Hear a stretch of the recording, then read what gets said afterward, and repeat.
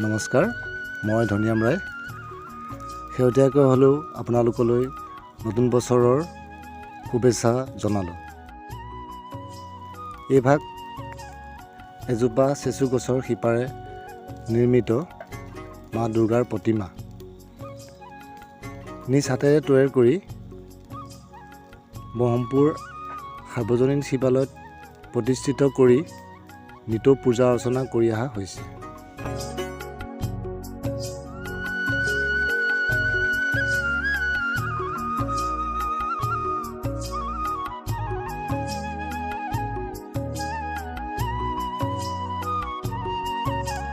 এই ভাগ মা দুৰ্গাৰ পাৰিষদ গণেশ, এখেতকো এজোপা চেচু গছৰ মোহাৰে নিৰ্মাণ কৰি উলিওৱা হৈছে।